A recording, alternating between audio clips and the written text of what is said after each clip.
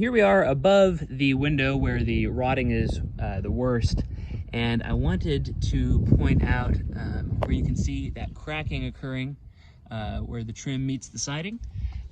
Anywhere you see a crack in the caulking, that means water is able to get through there, and it maybe doesn't seem like, well, it's a small crack, how can water get through there? It does, and especially when the wind is blowing, it's called wind-driven rain. It goes right through there. Here at this corner, so where this bay window cuts back toward the house, this trim is wide open, and it's going to be the same problem we had there. Remember, with my knife, I was able to stick it all the way through. When I pulled the trim off of this, you're going to find the exact same thing. One sign to me that there is rotting going on back behind there is not just the cracking, but you can see the splitting that's taking place on this paint.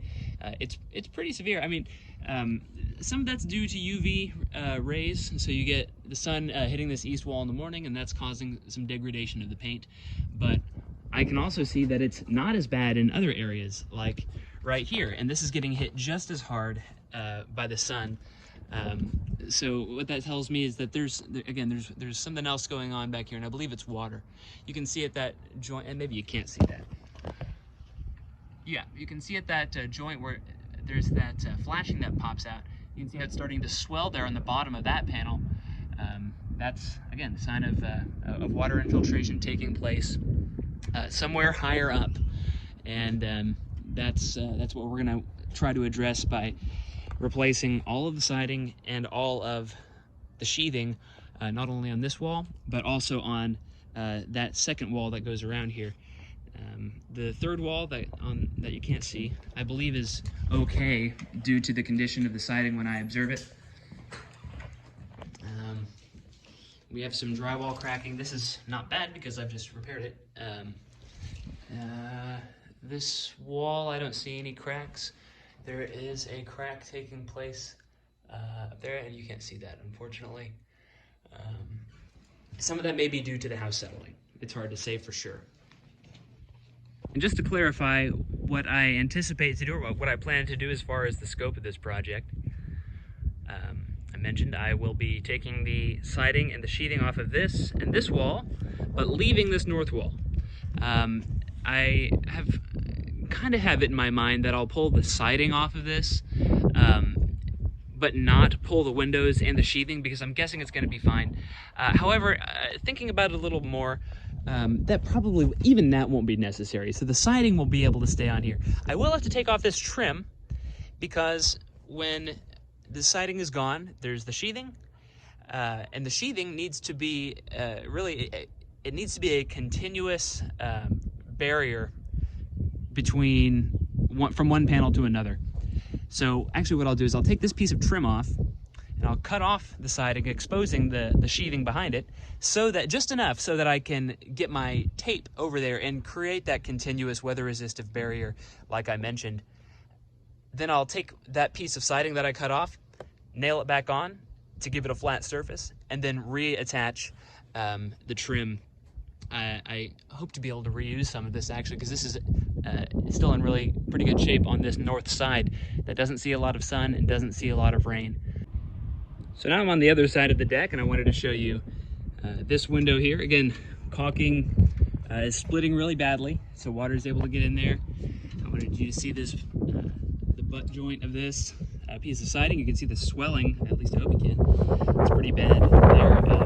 Anytime you see surface rotting or swelling, something like that, it's just a surefire sign that it's more than skin deep. Well, you've got a wide open gap here on that trim, and again, remember that goes all the way back through the wall. Water is getting in there.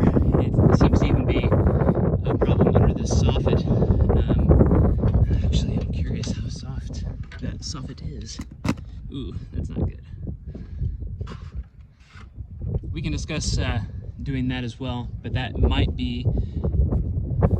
or may not be beyond the scope of what we're doing here. Another detail I wanted to point out to you is the lack of head flashing on the top of this window. So you want to see a piece of metal that is bent into shape to go directly on top of this. That is attached to, not the siding, but below the siding, attached to the sheathing to direct water away from the house. That's not there. So that's also going to be part of what I'm doing it's a whole systems approach. It's not just changing a couple things here and there. It's pretty involved. It will actually also involve having to temporarily remove this gutter so that I can access the fascia and the frieze. This piece of trim is called the frieze. I'll need to remove that so that I can remove that siding. So I'm trying to get you to see kind of the scope of what's going to need to be done here. Also, it's a long way down, so I'll be building a temporary scaffolding so that I don't die. I wanted to point out a little bit more of the detail here on these windows. Again, you can see cracking. You've got caulk along the bottom, which is a really bad sign. You need water to have a place to escape, to go down and out. It's clearly not able to do that down here, as you see some of the swelling taking place at this joint. Here at the bottom of this window, more rotting like what we saw on this window over here to the south. So bare minimum, I want to pull the siding and sheathing off of these, replace, which will entail pulling the windows out because that sheathing is behind the window nail flange. Then, but that also affords me the opportunity to create a watertight barrier, a backstop, so that water cannot flow into the house. It's called a back dam. I'll build that on the rough opening sill. Then I'll reset the window on that and tape around the nail flange properly. And then I'll install a piece of head flashing on top, which should have been done in the first place and wasn't. So again, 4 windows need to get pulled, and pull the sheathing and the siding. And of course that includes paint, but should go without saying, I suppose.